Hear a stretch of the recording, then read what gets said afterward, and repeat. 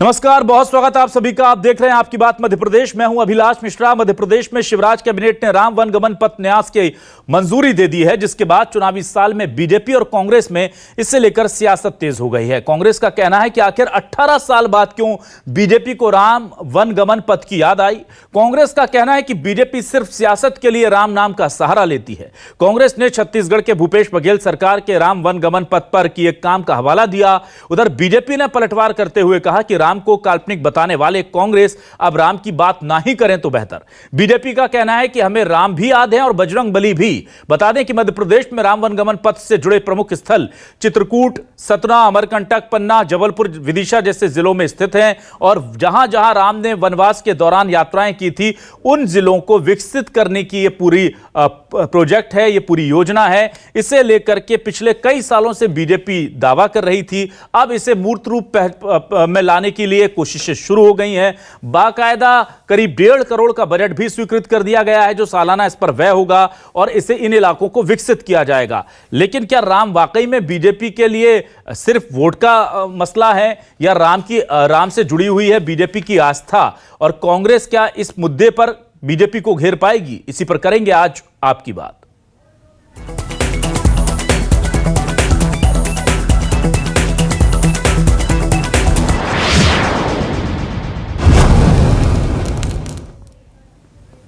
और आइए सबसे पहले सुनते हैं कि कांग्रेस का क्या कहना है इस पूरे प्रोजेक्ट को लेकर और जो न्यास बना है उसे लेकर। अभी तक 18 साल से क्यों राम पथ गमन की याद क्यों नहीं आई? पहले घोषणा, कई वर्ष पहले उन्होंने घोषणा की थी, आज याद आ रही है। और उनको जब पता है कि हमारी नाव डूब रही है तो करना तो उनको है नहीं। घोषणा करने से क्या बात? अगर करना था तो हमारे छत्तीसगढ़ के मुख्यमंत्री, उन्होंने घोषणा नहीं की, करके दिखा दिया। राम पथ गमन उनके यहाँ जहाँ जहाँ राम के पग पड़े छत्तीसगढ़ में उन्होंने कार्य सारे पथ बनाने का काम प्रारंभ है और उम्मीद है बहुत जल्दी बनके तैयार हो जाएगा। जब शिवराज सरकार का सत्यानाश हो रहा है तो न्यास का गठन क्यों कर रही है 5 महीने के लिए? अभी तक उन्हें राम नहीं याद आए। इनके राम इनकी सरकार बनाने के लिए हैं, सरकार बचाने के लिए हैं और चंदा खाने के लिए हैं। यदि इन्हें राम के प्रति आस्था होती तो कल राम के भक्त हनुमान और बजरंग बली की जय नहीं करते। ये हर भगवान को अपनी सुविधानुसार उपयोग में लाते हैं। और मैं तो फिर कह रहा हूँ कि कुछ दिन बाद ये लोग मस्जिदों में नमाज पढ़ने भी जाएंगे। तो सुना आपने, कुछ दिनों बाद मस्जिदों में ये लोग नमाज पढ़ने भी जाएंगे, क्योंकि ये राम का या खुदा का सहारा सिर्फ और सिर्फ वोट के लिए करते हैं। बीजेपी पे बड़ा तीखा तंज किया है के मिश्रा ने और साथ ही साथ गोविंद सिंह ने। रजनीश अग्रवाल बीजेपी से वरिष्ठ नेता क्या कह रहे हैं, सुनिए। राम वन गमन पथ पर लगातार तेजी के साथ में काम हुआ, आइडेंटिफिकेशन हुआ, मैपिंग हुई, तमाम प्रकार के जो डॉक्यूमेंटेशन है उसको करने का काम हुआ, उस पर रिसर्च करने का काम हुआ। लेकिन राम वन गमन पथ 70 सालों में बन सकता था, बाकी भी इस पर काम हो सकता था, लेकिन कांग्रेस के शासनकाल में ऐसा हो न सका। भगवान राम को भुलाने के लिए कांग्रेस न केवल जुटी रहती है बल्कि भगवान राम को नकारने का भी काम करती है। तो हमें तो भगवान राम भी याद हैं, हमें बजरंग बली भी याद हैं। ये तो वो लोग हैं कि बजरंग बली की जय बोलने पर भी ताला लगाना चाहते हैं। और आज के सवाल आपको दिखाते हैं और फिर डिबेट को आगे बढ़ाते हैं। आज के सवाल आपके टेलीविजन स्क्रीन पर हम लेकर आ रहे हैं। सरकार ने राम वन गमन पथ न्यास बनाया, कांग्रेस ने पूछा 18 साल बाद ही क्यों याद आया। बघेल सरकार से सीख ले रही है क्या बीजेपी? कांग्रेस ने धर्म की सियासत छोड़ने की नसीहत दी। बीजेपी बोली हमें राम और बजरंग बली दोनों है याद, कांग्रेस सिर्फ सियासत के लिए खड़ा करती है विवाद। एमपी में राम वन गमन पथ होगा साकार, बीजेपी कांग्रेस में सियासत अपार। क्या केवल राजनीति होगी, क्योंकि पिछले हर चुनाव में राम वन गमन पथ जो था वो मुद्दा रहा है।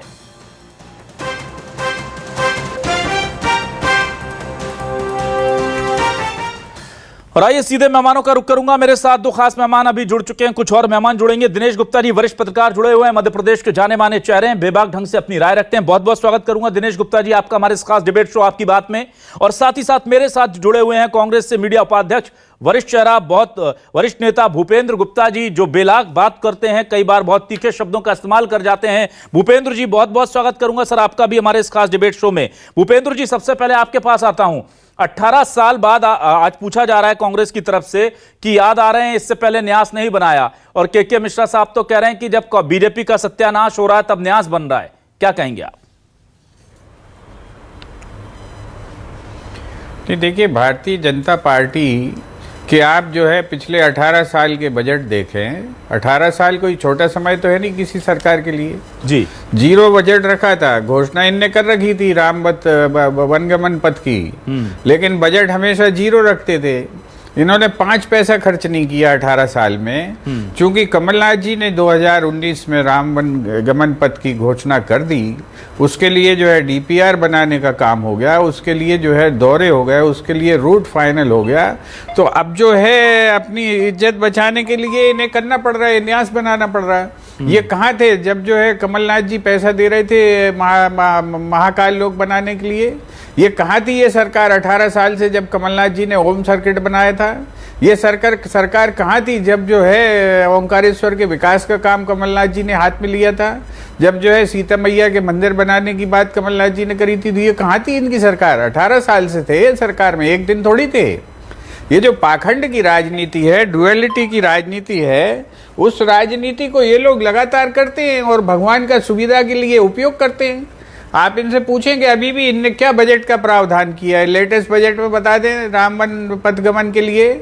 और मैं आपको बताना चाहता हूं कि ये इतनी ढोंगी और इतनी जो है असहिष्णु सरकार है कि हमारी पार्टी ने 2018 में राम रथ यात्रा निकाली, वनगमन जो वनगमन का पथ है उस पर, तो इन्होंने शाहपुरा, ढिंडोरी के शाहपुरा में जो है भगवान राम का जो है रथ गिरफ्तार करा दिया। भगवान राम 2 दिन थाने में खड़े रहे शाहपुरा के। ये तो इतने ढोंगी लोग हैं। ये किस बात के लिए बता रहे हैं? इनका राम से वास्ता सिर्फ इतना ही है कि जहां पर इनकी सत्ता, इनका इष्ट एक ही है, सत्ता, और सत्ता की सुंदरी इनकी इष्ट है। ये जिस मेथड से मिले, भगवान का नाम का उपयोग करने से, दुरुपयोग करने से मिले तो कर लेंगे, जो है हिंसाचार करने से मिले तो कर लेंगे, दंगा फसाद फैलाने से मिले तो कर लेंगे, और चाहे कांग्रेस के दफ्तरों पर पत्थर फेंकवाने से मिले तो ये कर लेंगे। इनका तो इष्ट जो है सत्ता है, और ये सत्ता सुंदरी के लिए ये कुछ भी कर सकते हैं। ये वो रास्ता है कि आज हमारी छत्तीसगढ़ की सरकार ने तो राम वन गमन पथ बना दिया है। तो वहां भी तो इनकी सरकार थी, 10 साल इनकी सरकार रही, वहां इन्होंने क्या कर लिया, ये इसका जवाब दें। ठीक है, ये तो दोनों राज्यों के बीच में है। अभी तो इनको रूट भी नहीं पता होगा जहां पर हमारा रथ घूम के आया था, और इन्होंने जो है डिंडोरी और शाहपुरा में उसको गिरफ्तार कराया था। ठीक है, ठीक है सर, मैं आता हूं दिनेश गुप्ता जी के पास। दिनेश गुप्ता जी, मुझे आप ये बताइए, क्या राम गमन पथ जो बन रहा है, ये जो पूरा प्रोजेक्ट है, ये बीजेपी वाकई में इसको बहुत ज्यादा संवेदनशीलता से नहीं ले पाई, गंभीरता से नहीं ले पाई, इसलिए डिले हो गया, या आपको लगता है कि नहीं, चुनाव से पहले इसको जो परफेक्ट टाइमिंग पर अब इसे उठाया गया मुद्दे को, ताकि एक वोट में कन्वर्ट हो पाए ये तमाम चीजें? कैसे देखते हैं आप इस पूरे मामले को? अभिलाष जी, जब भी राम वन गमन पथ की बात आती है तो रेफरेंस बुक हमेशा इलेक्शन की तरफ ले जाती है कि इलेक्शन के समय ही इस मुद्दे पर जो है सरकार काम करती हुई दिखाई देती है। अभी तो ऐसा लग रहा है जैसे 2018 की स्थितियां फिर से आ गई हों, वही बातें हो रही हैं राम वन गमन पथ को लेकर जो हमने 2018 में सुनी थी। रामायण सर्किट की बात हुई थी कि रामायण सर्किट बनाया जाएगा।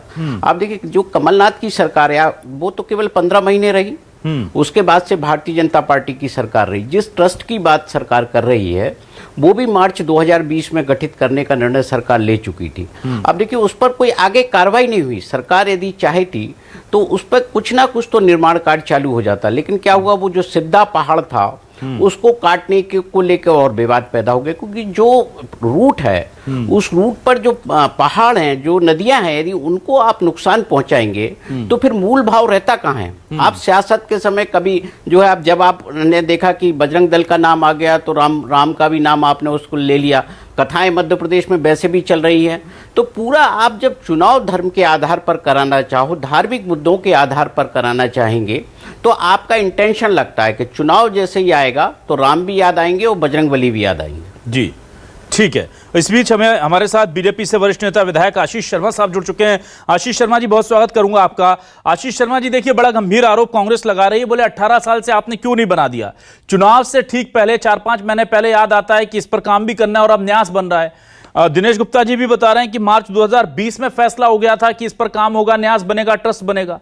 इससे पहले के किसी बजट में इस काम के लिए 1 रुपया नहीं दिया गया था। अब जाकर के जो मेरी जानकारी है 1.5 करोड़ रुपए के आसपास का एक बजट स्वीकृत करके इस जो न्यास बना है उसके लिए एक बजट स्वीकृत हुआ है। तो ये चुनाव से पहले अगर आप अच्छा काम भी करेंगे तो उसे सियासी चश्मे से लोग देखेंगे। ये मौका क्यों दे रही है बीजेपी? देखिए, कांग्रेस और विपक्ष चाहे इसे सियासी चश्मे से देखे, लेकिन राम के लिए, कृष्ण के लिए, भगवान शिव के लिए, जो हमारे आराध्य हैं, जो इस भारत की सांस्कृतिक पहचान है, उन सब धरोहरों को सुरक्षित करने के लिए, उनके विकास के लिए भारतीय जनता पार्टी की सरकार ने काम किया। और हमको ये कहने में कभी गुरेज नहीं रहा कि हम राम वनगमन पथ बनाएंगे, हम अयोध्या में राम मंदिर बनाएंगे। कांग्रेस हमेशा इन चीजों से परहेज करती रही, लेकिन राम वनगमन पथ हो, नर्मदा परिक्रमा पथ हो, महाकाल लोक हो, तलकनपुर के देवी धाम का विकास का मामला हो, ओंकारेश्वर में आदि गुरु शंकराचार्य जी की भव्य प्रतिमा की स्थापना हो, या वहां पर एक अद्वैत केंद्र की स्थापना का मामला हो, हमने धार्मिक प्रतीकों को और जो हमारी धार्मिक मान्यताओं के स्थान है, जो श्रद्धालुओं की भावना से जुड़े हैं, उनके लिए लगातार काम किया है। राम वनगमन पथ हो, नर्मदा परिक्रमा पथ हो, ये सब हमारे भारतीय जनता पार्टी के एजेंडे में है। निश्चित ही सरकार इन पथों का विकास करना चाहती है और हम लगातार इस पर काम कर रहे हैं। इसे चुनावी दृष्टिकोण से नहीं देखना चाहिए। बहुत सारी योजनाएं इस वर्ष में शुरू हो रही है, इसका मतलब ये थोड़ी कि हम वोटों का फायदा लेने के लिए इस तरह की योजनाओं को कर रहे हैं। हम तो राम जी, कृष्ण जी, भगवान महाकाल, इन सब के स्थानों के लिए निरंतर बरसों से काम कर रहे हैं। हमने कभी कोई छुपा हुआ एजेंडा नहीं रखा। हम तो सरेआम कहते रहे कि हम ये राम की भूमि है, हम राम का जन्म स्थान बनाएंगे। हम कहते रहे हम काशी विश्वनाथ को मुक्त करेंगे, हम मथुरा में भगवान कृष्ण के जन्म स्थान को मुक्त करेंगे। हमें इन बातों को कहने में कोई परहेज नहीं है। राम वनगमन पथ भी बनकर तैयार होगा। सरकार ने इसी साल के बजट में 900 किलोमीटर का नर्मदा परिक्रमा पथ, जहां हजारों यात्री प्रतिदिन, प्रतिवर्ष नर्मदा जी की परिक्रमा के लिए निकलते हैं, उसके मध्य प्रदेश के हिस्से पर पक्की सड़क बनाने का काम भी भारतीय जनता पार्टी और शिवराज जी की सरकार ने मंजूर किया है। आने वाले समय में सब राम वनगमन पथ हो, नर्मदा परिक्रमा पथ हो, ये सब आकार लेने लगेंगे। हमारी भावना राम के प्रति है, इसलिए हमने ये कार्य किया है। ठीक है, ठीक है सर, मैं आता हूं वापस। भूपेंद्र गुप्ता जी, देखिए, ये कह रहे हैं कि लगातार हम काम कर रहे हैं और एक नहीं, हमने कई काम किए हैं जो धर्म से जुड़े या धार्मिक प्रतीकों से जुड़े रहे हैं। लेकिन मुझे ये बताइए कि महाकाल लोक के लिए भले ही प्रोजेक्ट को आप कहते हैं सैंक्शन आपने किया, पैसा आपने दिया, पर सारा क्रेडिट तो बीजेपी ले गई और खुद पीएम मोदी आए उसके उद्घाटन के लिए, शुभारंभ के लिए। और आज आप कह रहे हैं कि राम वनगमन पथ के लिए भी कमलनाथ जी ने इसे इनिशिएट किया था, उसका क्रेडिट भी वो ले रही। तो कैसे आप इसे काउंटर करेंगे? ये जो है ढोंग का तो कोई अंत नहीं होता है, हिपोक्रेसी तो कोई भी कर सकता है। ये भी कर रहे हैं तो बहुत अच्छी बात है, करते रहें। इनने एक बात बड़ी सच्ची बोली कि हम तो सरेआम भगवान का नाम लेते हैं, सत्ता के लिए लेते हैं, बिल्कुल लेते हैं, नाम ही लेते हैं ये, और करते क्या है? इनसे पूछें, इनसे यही पूछ लो कि ये जो है इस न्यास को गठन करने का फैसला कब किया गया था, उसकी तारीख बता दें। ये जो फैसला 2020 में हो चुका, उसके बाद इनकी सरकार यहाँ पर जो है 4 साल से है। ये 4 साल से भजिए तल रहे थे कि 4 साल में जो है अब चुनाव के 1-2 महीने पहले ख्याल आ गया उस न्यास का। ये तो फैसला हो चुका था न्यास बनाने का 2020 में मार्च में, तो इन्होंने वो न्यास का गठन क्यों नहीं किया? इसका जवाब देंगे, तारीख बता दें कि इनने कब फैसला हुआ सरकार में ये। और जो है हमारी सरकार ने जो काम किया था, जो उसकी संरचना की थी, उसकी ये जानकारी दे दे। जो है पढ़े लिखे को फारसी क्या, ये जो है अगर अपना खुद का बजट पढ़ लें 2017 का, 16 का, 15 का, वो देख लें राम वन गमन पथ के लिए इन्होंने क्या किया था। और उसके पहले के सारे 2000 जो है 4 से लेकर 2018 तक के इनके बजट पढ़ लीजिए। अगर इन्होंने 10 पैसे भी महाकाल के लिए छोड़े हों, एक छिदाम नहीं दी। जब हमने उसकी योजना बना ली, हमने लोगों को सहमत कर लिया अपनी जगह खाली करके उसका विशाल प्रांगण बनाने के लिए, तो डांस करने लगे दूसरे की बारात में। इनका तो यही धंधा है, बारात किसी की भी जाए नाचने वाले यही मिलेंगे आपको। आज ये काशी की बात कर रहे थे भाई साहब, मुझे तो हैरत होती है। ये तो हमारे जो है मित्र हैं, ये तो जो है पूजा पाठ सारी चीजें जानते हैं। 250 मंदिर तोड़े गए भगवान शंकर जी के काशी में, उनका जिक्र नहीं करते कभी। बताओ जरा क्यों तोड़े गए? अभी जो है कि एक छिंगली कट जाए तो उधम मचाने लगते हैं। सरकार ने तोड़े 250 मंदिर, पूछो इनसे क्यों तोड़े और उसकी क्या व्यवस्थापन किया इनने। तो जरा ये बताएं, ये भगवान शंकर के कितने बड़े भगत हैं।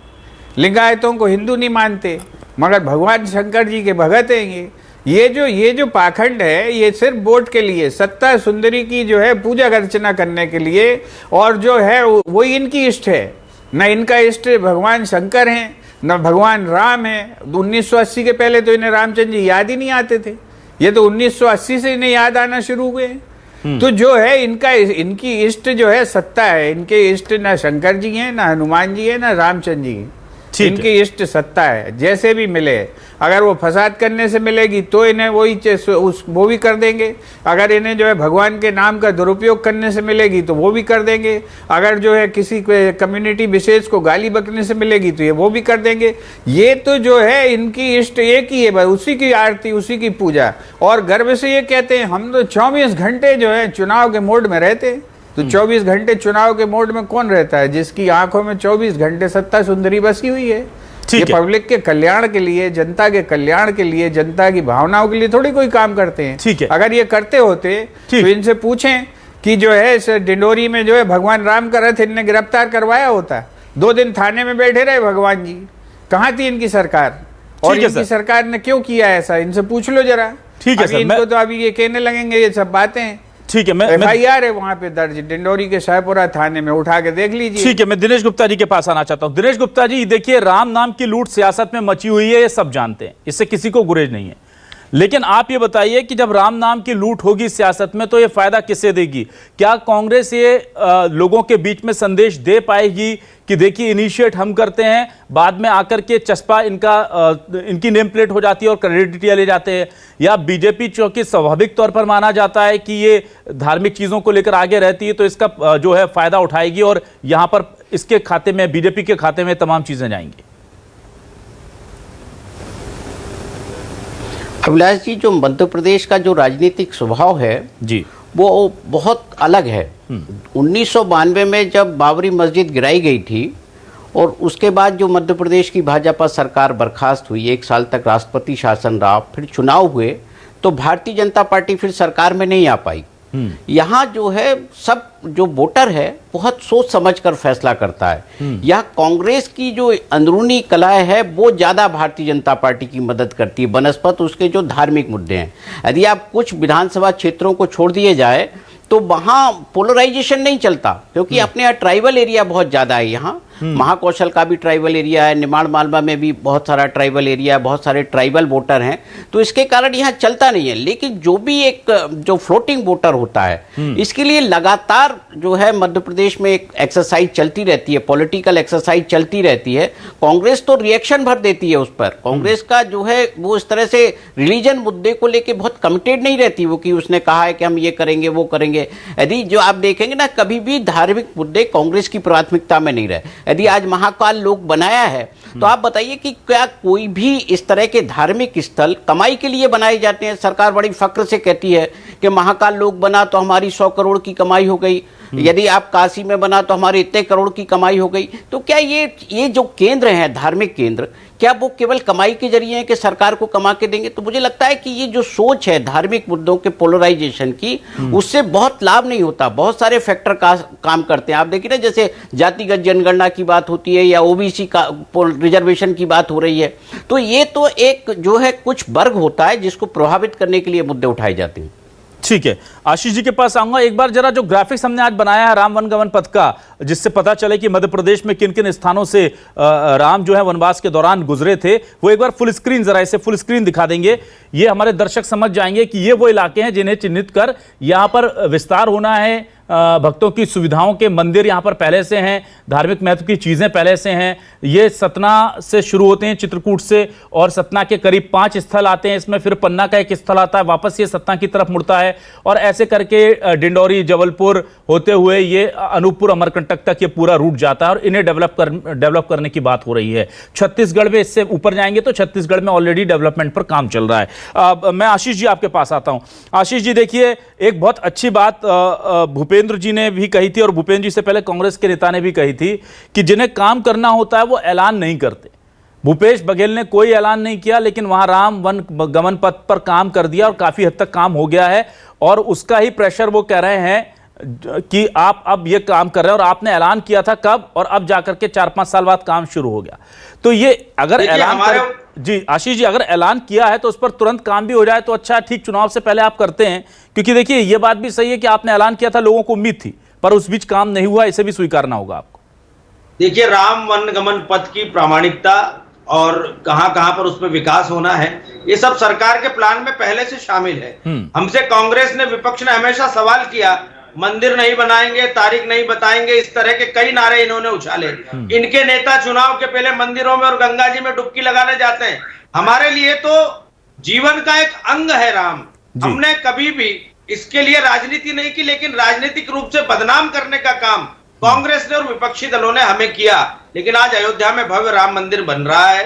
आप ये मानकर चलिएगा कि ओंकारेश्वर और महाकाल के बीच में एक धार्मिक सर्किट बनाने का काम भी हम कर रहे हैं। धार्मिक पर्यटन पर अगर सरकार को कमाई होती है तो इससे किसी को परहेज नहीं होना चाहिए, धर्म आस्था का विषय है। लेकिन यदि धार्मिक स्थलों का और अच्छे से विकास हो, उसके साथ पौराणिक चीजों का भी और वहां पर विकास किया जाए, स्ट्रक्चर बनाया जाए, अच्छे मंदिर बनाए जाए, तो इसमें गलत क्या है? उज्जैन की एक धार्मिक महत्व है, और वहां पर यदि भव्य महाकाल लोक बनाया गया है, प्रतिदिन हजारों की संख्या में, और वहां पर श्रद्धालु जन जा रहे हैं, तो उसमें बुरा क्या है? सरकार को आय की भी आवश्यकता है, और साथ ही साथ इन स्थानों के विकास के लिए सरकार लगातार खर्च भी कर रही है। जिस दिन नर्मदा परिक्रमा पथ बन जाएगा, राम वन गमन पथ बन जाएगा, उस दिन निश्चित ही एक बड़ा जो हमारा ड्रीम था, एक बड़ा जो हमारा सपना था हमारी सरकार का, वो पूरा होगा। लेकिन हम एक दिन राम की बात नहीं करते, हम चुनाव के कारण इस तरह के मुद्दे लेकर नहीं आते। हमारी सरकार लगातार काम कर रही है, और इतने वर्षों में हमने कई सारे स्थानों का विकास किया ही है। ओरछा के राम राजा मंदिर के लिए, और मध्य प्रदेश में ऐसे जितने भी स्थान हैं जिनका धार्मिक पौराणिक महत्व है, जहां बड़ी संख्या में श्रद्धालु जाते हैं, उनकी आस्था का केंद्र है, उन सबका विकास माननीय शिवराज सिंह चौहान जी की सरकार कर रही है। कांग्रेस को इसलिए शायद तकलीफ हो रही है कि हमने राम वन गमन पथ की घोषणा कर दी, उससे उनको लग रहा है कि वोटों का झुकाव इस कारण से भारतीय जनता पार्टी के पक्ष में होगा। मतदाता अच्छी तरह से जानता है कि इस देश की सांस्कृतिक पहचान के लिए कौन सा राजनीतिक दल काम करता है। आप चाहे भगवा चोला पहन के बाजार में चले जाएं, मंचों पर चले जाएं, लेकिन मतदाताओं को विश्वास नहीं है कांग्रेस की नीति और नियत पर। उन्हें आज भी पता है कि तुष्टीकरण की राजनीति अगर कोई करता है इस देश में तो कांग्रेस पार्टी करती है। ठीक है, आज आपको भी चुनाव के कारण संभल कर आप चल रहे हैं। आपकी घोषणा पत्र में बजरंग दल को पीएफआई के समान बताया जाता है। मैं आपसे पूछना चाहता हूं, बजरंग दल और पीएफआई में एक समानता आप बता दीजिए। बजरंग दल राष्ट्रवादी संगठन है, राष्ट्र भक्ति से ओतप्रोत उसके कार्यकर्ता होते हैं। सर, यही गलती दिग्विजय सिंह ने मध्य प्रदेश में की थी। हिंदू आतंकवाद, भगवा आतंकवाद जैसा शब्द गढ़ा था, उसके बाद आपको सरकार आने के फजीते पड़ गए। ठीक है, ध्यान रखिएगा। भूपेंद्र गुप्ता जी बड़े गंभीर आरोप लगा रहे हैं। आशीष जी, ये आरोप नहीं है, ये तो रटे हुए तोतों की मामला है। आप ये बताएं, इनके प्रधानमंत्री का ये भाषण सुन लें। उन्होंने तो खुद कहा था कि ये गुंडागिर्दी नहीं चलेगी, जब इन्हीं के लोगों को मारा था बजरंग दल के लोगों ने। आज बुलंदशहर की तीनों घटनाओं में कौन लोग शामिल हैं? मध्य प्रदेश में जो ध्रुव सक्सेना एंड कंपनी जो पाकिस्तान के लिए काम कर रही थी, उसमें किस संगठन से जुड़े हुए लोग थे? और कल जो है किसी पार्टी का जो है एक राष्ट्रीय पार्टी का दफ्तर तोड़ा है, वो गुंडे किस पार्टी के हैं? और उन पर मुकदमा किसने कायम किया? इन्हीं की सरकार ने किया ना।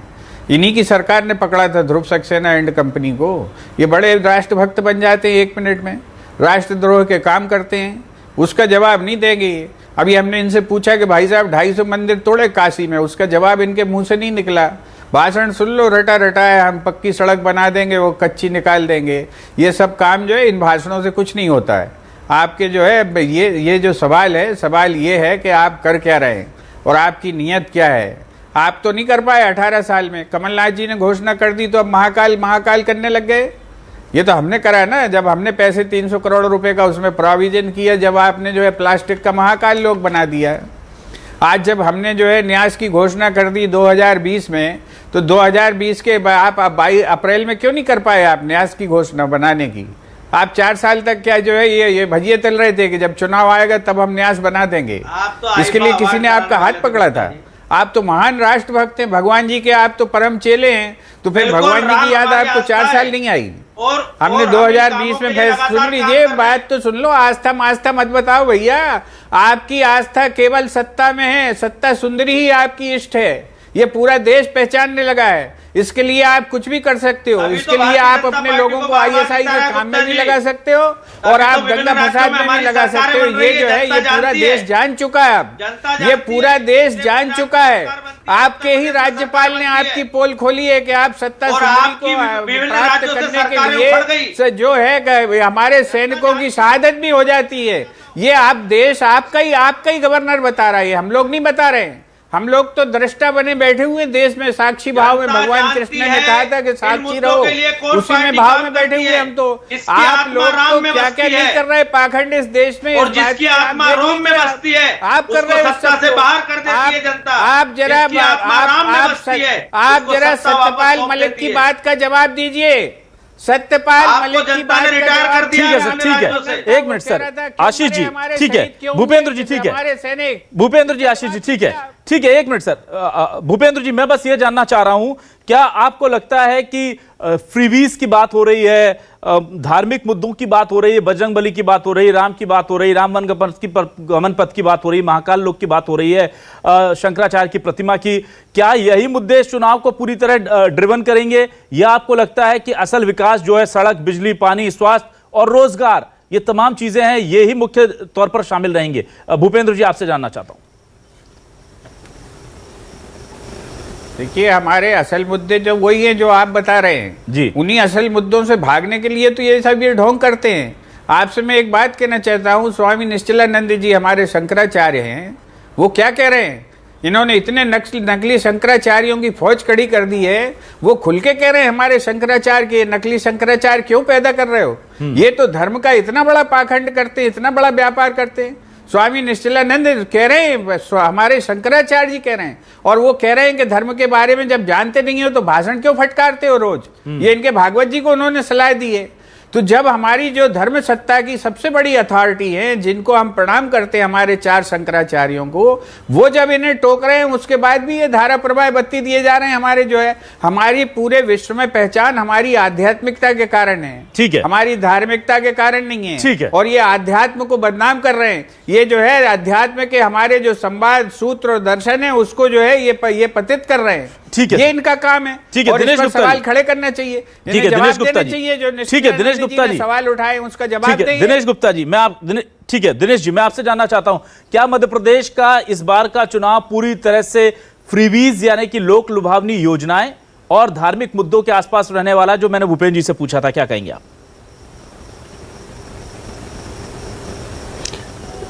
एक नैरेटिव तैयार करने की कोशिश तो हो रही है कि लाडली बहना हो या जिस तरह के धार्मिक मुद्दे सामने आ रहे हैं, क्योंकि एंटी इनकम्बेंसी इतनी ज़्यादा है कि आप उसे एक किसी योजना से नहीं कर सकते, एक किसी आप धार्मिक स्थल से नहीं कर सकते आप लोग। और दूसरा, 2018 के चुनाव परिणामों का जो डर है वो भी कहीं है कि कांग्रेस जब कुछ नहीं थी तब भी उसने जो है 60-65 सीटें भारतीय जनता पार्टी की नुकसान पहुंचा दी थी।